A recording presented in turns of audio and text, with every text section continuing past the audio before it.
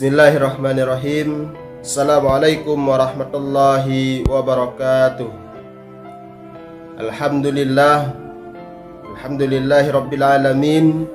Wassalatu wassalamu ala asyrafil anbiya wal mursalin wa ala alihi wa ashabihi ajma'in. Amma ba'd. Rabbi syrah li sadri wa yassir li amri wa hlul 'uqdatam min lisani yafqahu qawli. Rabbi zidni ilman warzuqni fahman. Raditu billahi rabba wa bil islami dina wa bi muhammadin nabiyya wa rasulah. Ma'asyiral muslimin, sidang pendengar yang dirahmati oleh Allah subhanahu wa ta'ala. Baiklah, alhamdulillah dengan izin Allah kita masih bertemu pada kesempatan yang berbahagia ini, yaitu di dalam pembahasan kajian tentang sejarah kehidupan Rasulullah Sallallahu Alaihi Wasallam. Pada pembahasan sebelumnya kita telah membahas tentang bagaimana perkembangan ataupun pertumbuhan kehidupan Rasulullah Sallallahu Alaihi Wasallam, mulai dari semenjak kecilnya sampai Rasulullah Sallallahu Alaihi Wasallam hingga menjelang umur 40 tahun. Jadi pada kesempatan yang berbahagia ini kita akan membahas tentang hayatuhu qabla risalah, kehidupan Rasulullah Sallallahu Alaihi Wasallam sebelum menerima risalah, sebelum diutus oleh Allah menjadi rasul, ataupun sebelum menerima wahyu yang pertama di Gua Hira. Di sini dikatakan al-awwal hinama qarabal arba'ina min umrihi ahabbal ibtiada anin nasi wal ibadah. Jadi ketika menjelang umur Rasulullah Sallallahu Alaihi Wasallam itu 40 tahun, Nabi Muhammad Sallallahu Alaihi Wasallam lebih suka menjauh dari manusia, lebih suka menyendiri, lebih suka mengasingkan diri dari keramaian ataupun hiruk pikuk kehidupan manusia pada saat itu. Wal ibadah, dan di dalam pengasingan diri tersebut Nabi Muhammad SAW dia melakukan ibadah kepada Allah Subhanahu wa taala. Wa qad ikhtara li ibadatihi ghara Hira. Jadi Nabi Muhammad SAW ini memilih tempat pengasingan dirinya untuk beribadah itu yaitu di gua Hira. Di mana Gua Hira tersebut?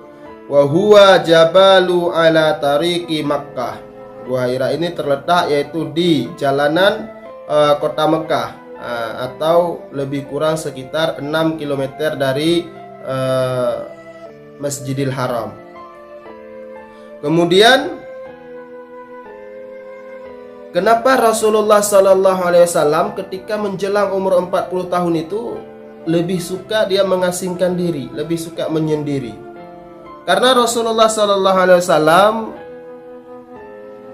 melihat bahwa kekacauan yang terjadi di Mekah pada saat itu, maksudnya kerusakan hati ini dalam ketauhidan kepada Allah, maksudnya dia bebas melakukan apa-apa yang bertentangan dengan agama ataupun ajaran yang diturunkan oleh Allah Subhanahu wa taala. Maka Rasulullah Sallallahu Alaihi Wasallam itu dia tidak suka melihat bagaimana tradisi orang-orang Mekah pada saat itu, seperti meminum khamar, menyembah berhala, dan lain sebagainya, seperti terjadi riba kan? Maka Rasul itu dia tidak ingin kepalanya itu bercampur dengan urusan-urusan yang seperti itu, urusan-urusan yang memang tidak sesuai dengan pemikirannya pada saat itu. Maka Rasulullah SAW memilih untuk menyendiri, untuk lebih bisa mendekatkan diri kepada Allah Subhanahu wa taala.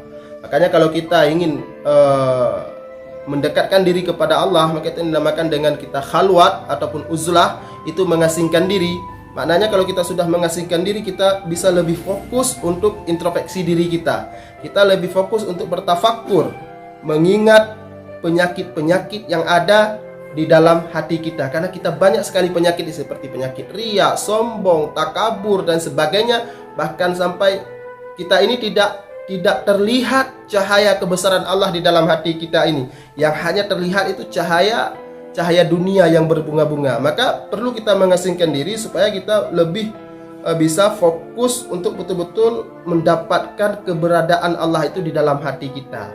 Maka pada saat itu Nabi dia memilih tempatnya itu di Gua Hira untuk menenangkan pemikirannya supaya dia lebih bisa mendekatkan diri kepada Allah. Maka itu menjadi dalil bahwa kita dianjurkan untuk berkhalwat mengasingkan diri. Bahkan kalau di dalam kesufian itu ini juga merupakan dalil bahwa misalnya kalau di dalam tarekah Nasyabandiyah itu ada namanya suluk. Suluk itu artinya untuk kita lebih membersihkan hati kita daripada sangkut paut dunia ini. Kita bersihkan daripada sangkutan selain Allah. Kita coba masukkan ke dalam hati kita ini hanya Allah. Maka itu perlu pengasingan diri. Maka pengasingan diri itu tidak mesti harus kita ke gunung. Di kamar pun kita bisa itu mengasingkan diri. Seperti orang suluk-suluk misalnya kalau dalam tarikah itu dia ada kelambu, maka dalam kelambu itu dia berzikir kepada Allah. Dia ingat dosa-dosanya kan. Dia ingat semua kesalahan-kesalahannya. Maka itu adalah tujuan mengasingkan diri ataupun menjauhkan diri kita dari orang-orang ramai supaya kita bisa lebih dekat kepada Allah Subhanahu wa taala. Maka itulah yang dilakukan Nabi Muhammad SAW ketika dia menjelang umur 40 tahun atau di detik-detik hendak menerima wahyu yang pertama dari Allah Subhanahu wa taala. Nabi Muhammad dia mengasingkan diri ke Gua Hira. Nabi Musa juga seperti itu. Nabi Musa di saat dia telah melihat kekacauan umatnya pada saat itu dia juga mengasingkan diri, yaitu naik ke Bukit Tursina untuk bisa berdialog dengan Allah, untuk bisa lebih dekat dengan Allah Subhanahu wa taala. Kemudian di dalam pengasingan diri itu Rasulullah di samping melakukan ibadah-ibadah syariat, dia juga untuk bisa mendekatkan hatinya itu kepada Sang Pencipta, itu kepada Allah Subhanahu wa taala. Wa kana ya'khudhu ma'ahu zadahu. Jadi Nabi Muhammad itu dia juga membawa bekal, tapi membawa bekal itu tidak terlalu banyak-banyak. Maka itu kalau di dalam ilmu kesufian adalah orang bertarikah atau orang yang sedang melakukan suluk itu kita sangat makan kita itu sangat diwanti-wanti. Tidak boleh kita makan yang terlalu berlebihan, kemudian tidak boleh kita memakan yang mudah syaitan itu masuk ke dalam hati kita. Nah, maka itu dilarang kita untuk makannya supaya kita bisa lebih mendekatkan diri kita kepada Allah Subhanahu wa taala. Wa idza faragha raja'a ila zaujatihi sayyidati Khadijah. Jadi apabila bekal Nabi itu di dalam pengasingan diri di dalam Gua Hira, maka dia kembali lagi kepada istrinya, yaitu fayakhudhu ghairahu, untuk mengambil bekal yang lain.